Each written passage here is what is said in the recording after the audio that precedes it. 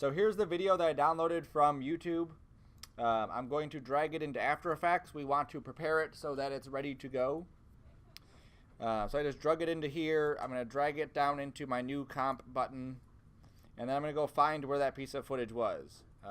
Just for this, I'm going to use this piece of footage. Whoa, boom. All right. Actually, I'll use a different one because I want to get something further along so you can see that.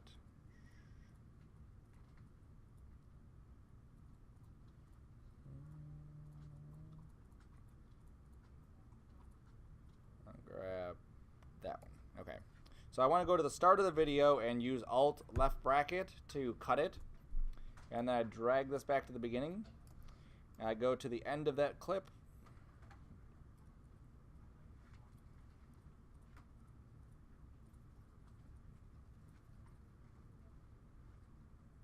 Right there. I Alt right bracket it.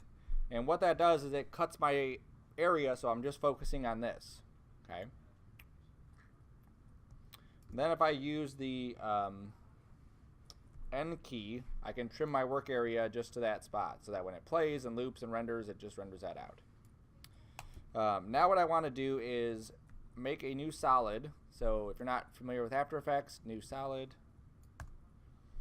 And then under Effect, I'm going to go to Time and add, Text and add time code. And what this does is it adds a timestamp to my video so that way I can see exactly what frame I'm on. As we're animating our stuff, we want to see like frame 24 looks like this, frame 38 looks like this, and that way we can easily line up our stuff. Right now it's in time code. I don't want that because that doesn't help. So I change this to frame number. And then I let it go. Now you'll see that this starts at 0. Maya starts at 1. It's not a huge deal. You can just skip to frame 1 and just start from there, whatever you want to do. Or you can simply take this layer here and just push it back 1 frame. And now it starts on frame 1, whichever one you want to do. Okay. I want to turn that off. I want to hit composite on original off. That way I can see the time code. I want to make sure that it's not in the way of any of my animation. Nope, looks like it's pretty good for the most part. Here it's a little bit in the way. You can make it bigger, you can adjust it, whatever. There it is. Okay.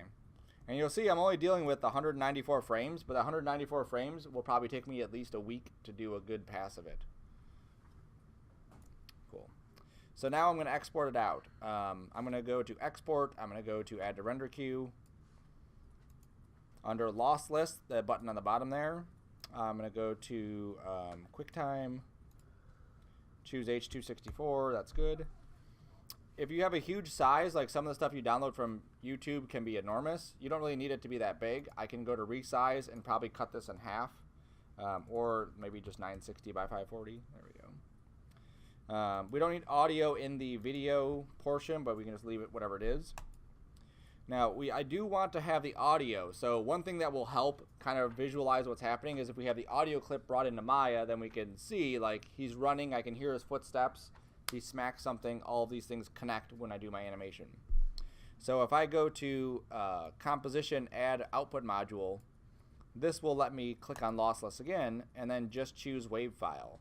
And then I can bring a wave file right into Maya, and that way I can line it up with my other stuff. I'm going to hit OK for a second. I want to go and see what kind of audio I have. So if I go to my project, I click on my footage.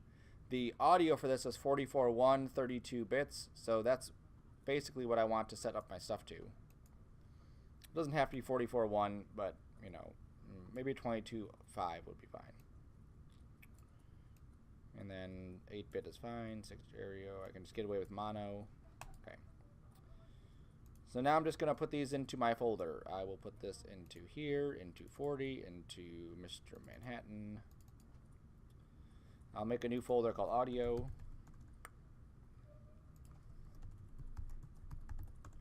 So that won't be source video, this one will be source audio. Into the correct folder.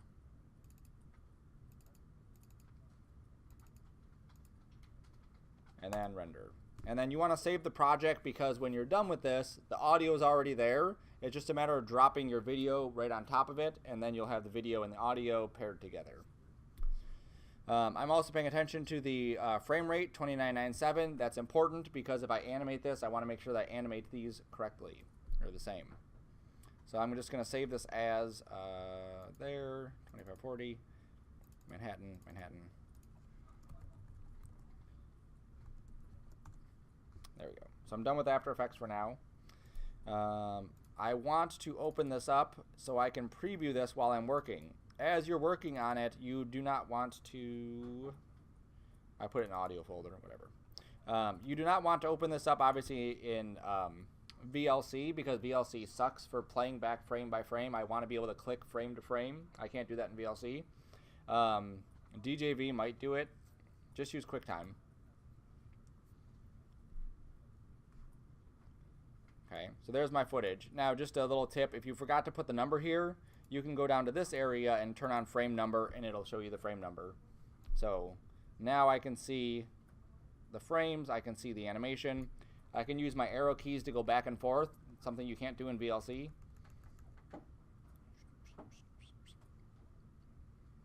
There we go. Okay. So then I want to come into my Maya scene, and I want to use my ready to go one, the one that has all my character sets set up. All of my shaders are set up. I have a basic background. I'm going to save this as Mr. Manhattan Animation. Yep. Okay. So a couple of things that I want to look at before I get into the actual animation of this is any character interactivity that's going on. So in this case, it's pretty free form. He's basically just running, and then he trips on this and falls down and goes boom. If the character is holding anything, let's see if we have any video of someone holding something.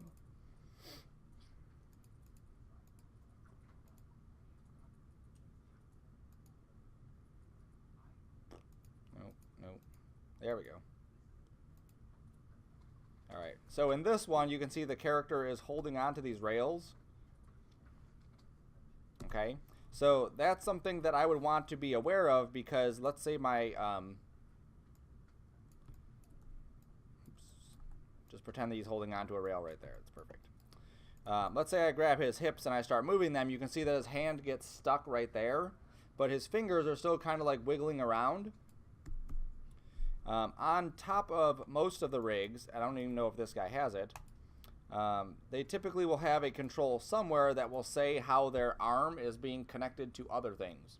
So in this case, his arm right now is not following anything. The Andy rig, I think they call it parent.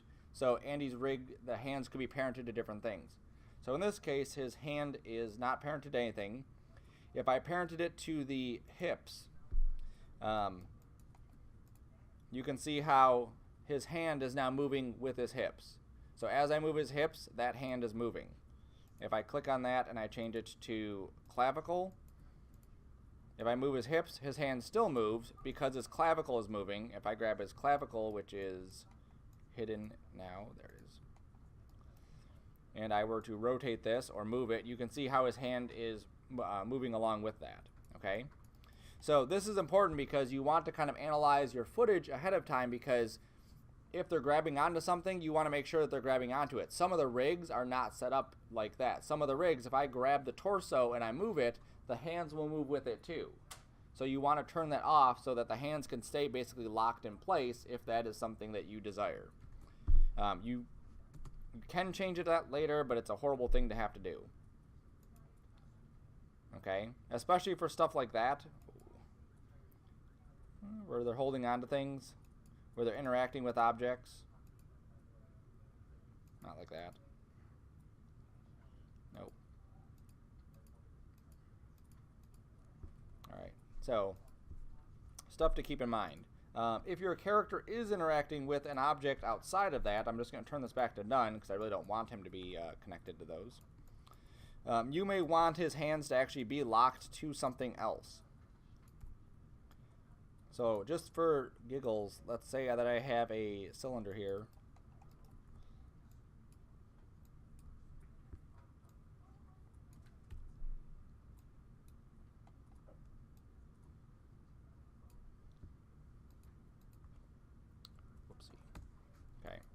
So pretend I spent a couple minutes getting his hands to actually like wrap around these things and they're locked onto it.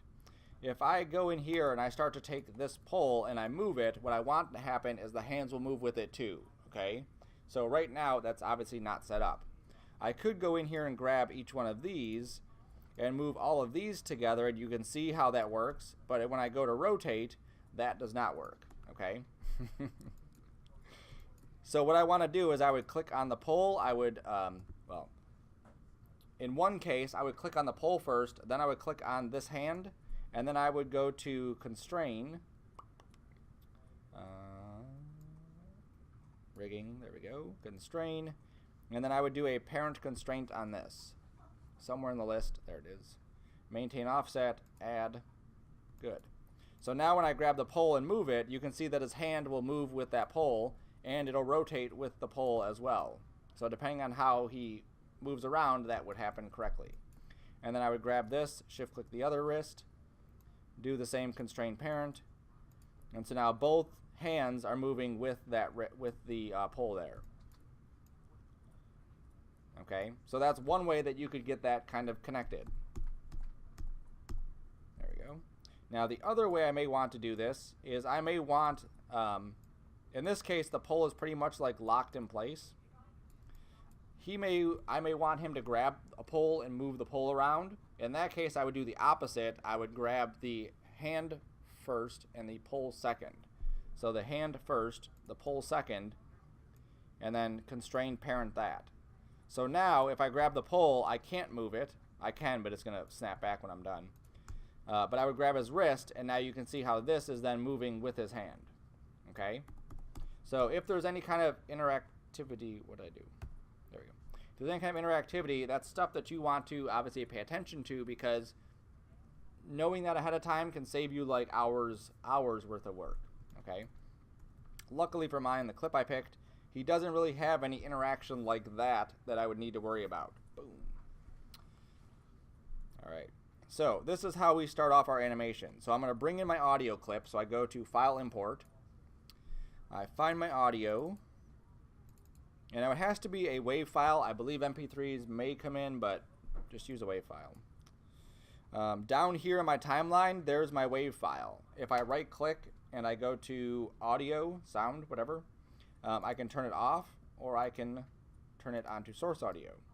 I can also go to use tracks sounds, and the same tracks editor that we were doing the walk cycle in, that's where we can tweak where this audio is and set up and whatever else. Oops. So I just wanted to use that as that. Set this up to as many frames as I need.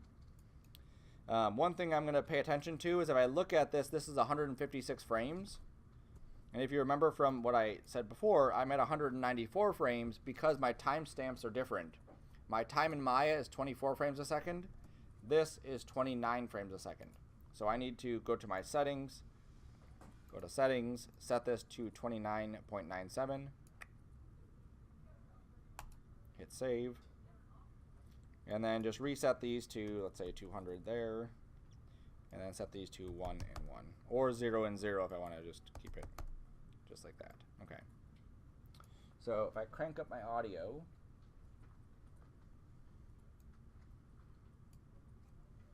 if I crank up and turn it on, there we go. It's important that you crank up and turn on the audio. There we go. That'll wake you up.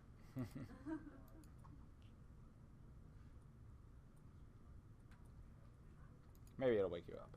Come on, man. Maybe there was no audio. Nope, there was definitely audio. Alright, let's go to Tracks Editor and see where audio is. So here's my soundtrack. There's that audio clip. It's definitely there. Alright, let's set this to use track sound. Oh, sorry. Nope, it is playing back then. I'm going to set this to real time. That's probably why it's not playing back. Yep, there we go.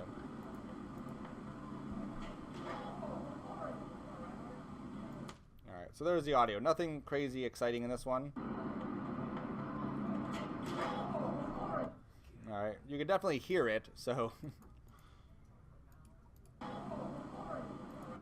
Alright, so now I have something in there that I could at least kind of use. The more dynamic your audio is, the more you'll be able to actually hear these kinds of interactions as they're moving, okay? And obviously when you play it back, you'll be able to really get a feel for it. All right, so it helps if you have two screens. Source video is up on this screen. Your other one has the Maya file on it. And what we're going to do is we're going to start off with keyframes, okay? So just like the walk cycle when I talked about that, we set a key pose for the feet, a key pose for the feet, and so on. This one, we're basically setting a key pose for the entire body at each one of these frames. So at 0, where he's starting off, I'm looking at the motion from 0 to whatever happens next. So do not do this, and I don't know why some people do, but they'll go to 0 and set them here, then they'll go to 1, and then they'll go to 2, and they'll try to set keyframes for each one of these, thinking that this is going to be the way to get a good animation, and it's not. So I'm going there at 0, and I can see that from 0 to 21, 22, he's taking his first step. So 0, he's pretty much straight up. 22, he's taking his first step. Key pose, okay? This is not a cycle, so I do not do any fancy tricks of setting a keyframe here, setting a keyframe there, and then working into the middle. I'm just setting a key at 0, setting one at 22, setting one at whatever, and then I'll go back and start tweaking stuff, but those are my key frames. So I know 22 will be my next one. Let me rewind this to 0, and I will set him up so he's just kind of standing there.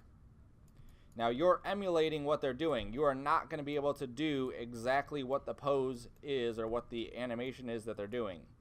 Like we talked about before, it's basically you're just getting your character doing that kind of motion. If my character's legs are longer, he's going to have bigger strides in order to make him run. If he's shorter, he's going to maybe run faster or further or whatever. Or, yeah. All right. So a couple things I'm looking at here is the direction that he is standing. He's actually leaning a bit forward. His hands are kind of in front of him. His elbows are bent. His hips are straight. His shoulders are straight. You can see his hips are naturally just pointing upward, so I want to push that forward a little bit, like so. Remember the same thing, we don't want to lock out any of our appendages, so I don't straighten the arms out like that. If you do have the Andy rig, he has a nice feature, it has a nice feature where you can actually lock any of the stretching, so Andy will not stretch past a certain point. And then his hands, I'm just going to, he's got them kind of curled. Or maybe he has them scrunched. Nope, he has them curled. Alright. So that is almost satisfactory. I just need to take the hips and just push them down a little bit. Okay. Now this is where the hands would come in handy as far as animating. What's going to happen in this case is as I start taking this first step forward, I'm going to still move the leg and I'm going to still move the hips, but then you'll see that the arms stay behind, okay? Because his arms are basically coming along with the body anyway, I'm just going to take his hands. I picked the wrong ones, those ones and that one. And I'm going to attach these to the hips. And then it tweaked a little bit, so I'll just nudge that up and over. There we go. Okay. Looking at his head, it's a little bit forward. The key of the first one is to go through and set up your key poses. Don't spend hours and hours and hours trying to set it up. Switch to my Mr. Manhattan group. I hit S to set my first key. I set, just 10. That didn't work. There we go. Now I hit S. There we go. 184 frames. Perfect. Let me turn off my sky dome. Oops. I need to see that right now. Okay. So there's my first frame of him like this. Now I'm going to go up to, like I said, 22. And he's taking his first step. He's lunged forward. His right foot is out. His left foot is back. Both feet are kind of up. This one is probably he's on his toes. This one he's on his toes, just not as much. So right foot is out. He's forward. He's lunged. I should. I will show you how to do that if I screw up.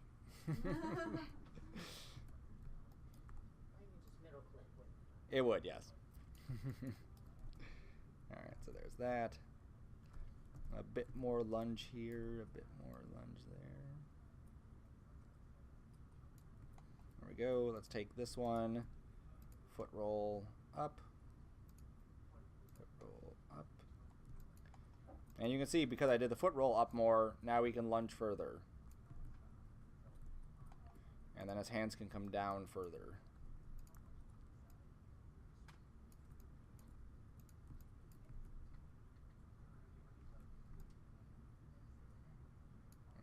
So that this one can stay back a little bit because he's kind of running.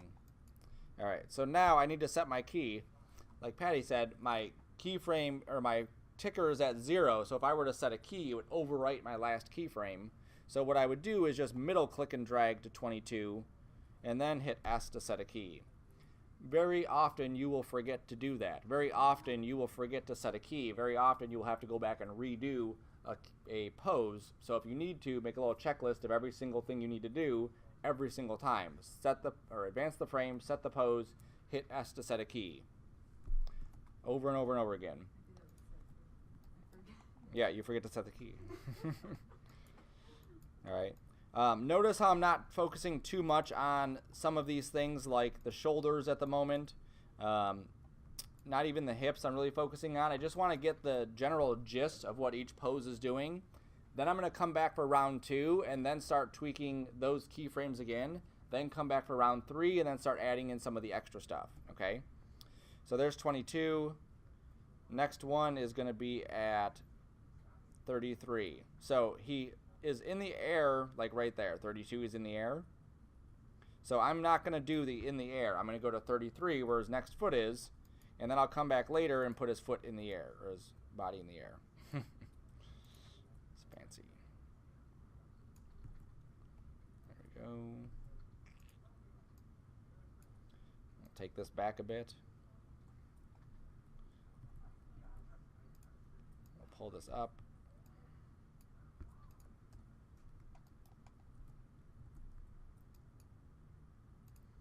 Push this forward.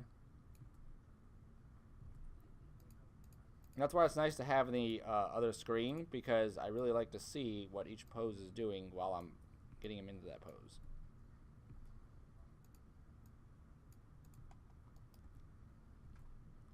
Probably hunched over just a bit more. And then I'm going to swap arms. And again, I forgot to advance my frame.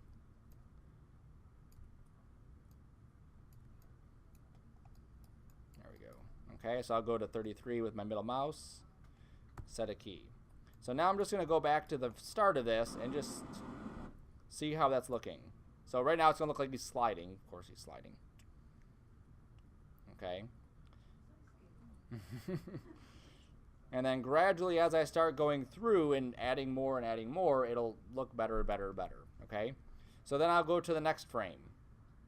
So here he is at 42, his other foot is planted. Here he is at 50, his foot's planted. Here he is at 57, his foot's planted. So I'm basically going to each one of these and then setting keyframes for each one of those positions where his foot is planted on the ground, because that's the major movement that he's doing. So you don't need to see me do that. That's what I would do. Now when he gets here, looking at these poses, you're probably going to have a couple of them. So right there would be a pose where he's stepping. And then right there would be a pose where he's in the air. Right there would be a pose where his feet have hit. Right there would be a pose where his face hits. And then you have a couple like mini poses over here, basically like that one there where he's on his knees, and then this one where he's right there, and then that one where his foot's up. Okay, so you would go through every one of these first round, just kind of get those positions set up. Then you're going to come back to the beginning, and then you're going to start looking at all those other things. What are his shoulders doing? So in this case, his shoulders are kind of slumped down. He already knows he's defeated, so that's what he's doing. So we'll slump his shoulders a little bit. Now I need to go back to my original keyframes And that's the ones I'm editing. So I'm just tweaking these a bit more. Oops, too far. And then setting a keyframe. What these are doing is just making those keyframes stronger.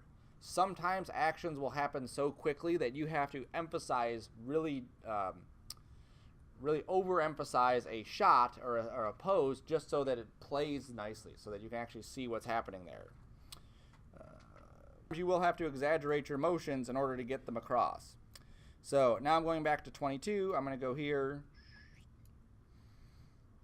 Now I'm looking at the hip movement. So this leg is forward, so his hip would be forward. I can twist him like this if I want to, or I can grab on this guy. He has a belt buckle that I could rotate the hips that way. Either way works.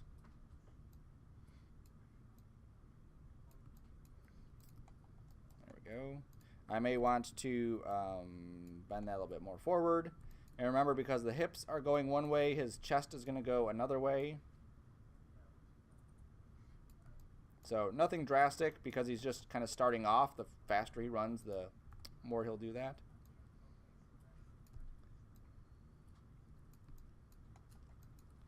And that shoulder should be down some. Oops. There we go.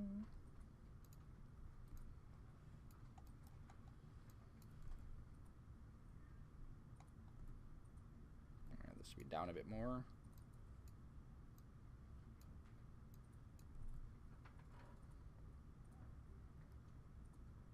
Alright, that's acceptable. So I'll set a key there. I'll go up to the next one.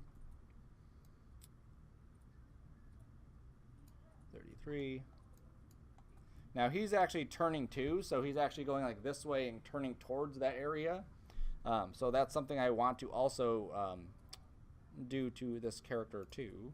So I'm going to start rotating his feet. Start pushing this that way a little bit. The hips again will be twisted the opposite direction now, so we will twist the hips this way.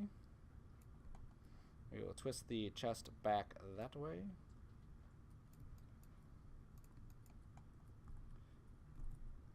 This hand is, this guy has it pretty much down.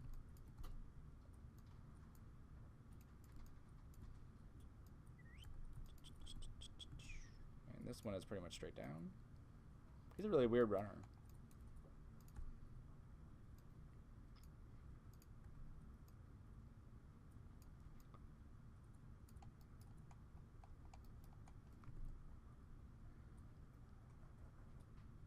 Yep, looking at the line of the foot, looking at where his hips are, looking at where his chest is. We can probably rotate him just a bit more. And start to turn his head a little bit. There we go. Okay, so I do that same process for all this. I just go through all those keyframes I initially set, and I come back and I set my major keyframes, a little bit more refinement. Then what I do after all that's done is I come in and then I start tweaking the middle ones. So I start tweaking what it's going to look like from here, 0 to 22.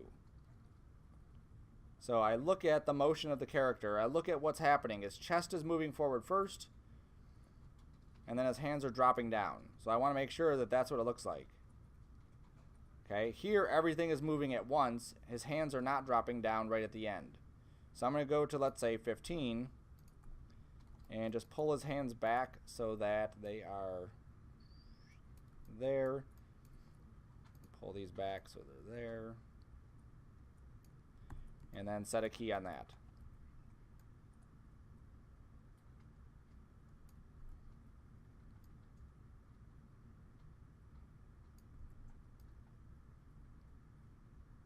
Actually, I think I want to go back a bit further too.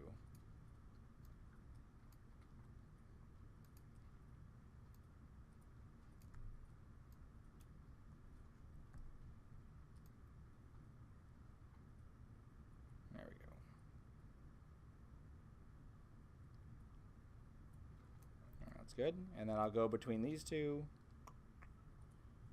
So 22 and 33. This is where he's kind of coming off the ground.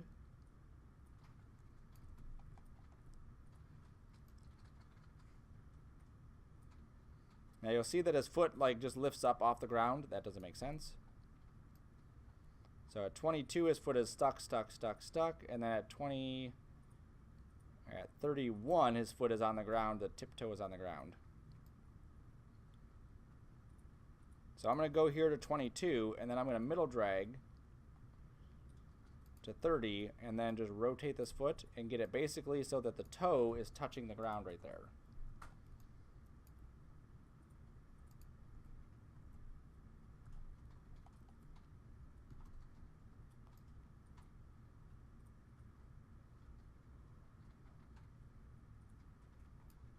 There it is.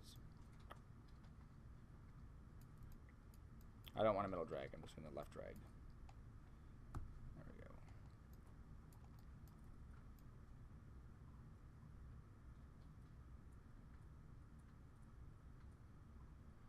Okay, then also at that 30 frame, that's where this foot here is up in the air. So I'll raise it up a little bit, I'll take the foot roll off, I'll rotate it some.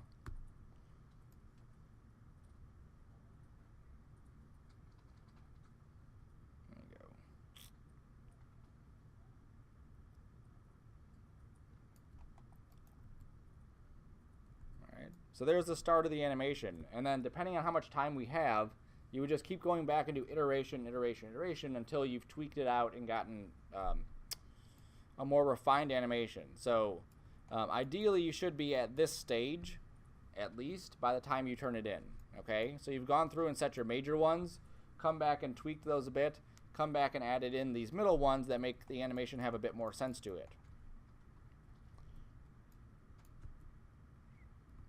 Okay, so by the time you're done, you should not have a million keyframes in your timeline.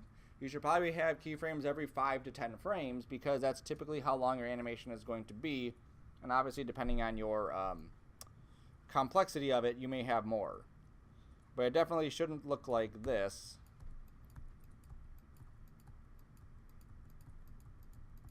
Where you have that many keyframes stacked up together right in a row. That's like way too many for our stuff.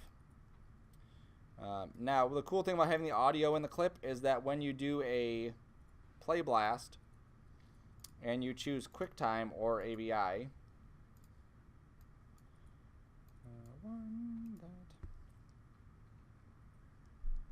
you will actually get the audio in the playback, so that way you can hear it in real time of what's happening. He's not doing anything. Just go.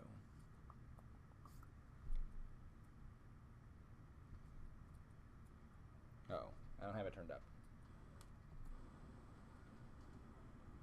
There it is. Obviously, there's nothing else happening in my scene.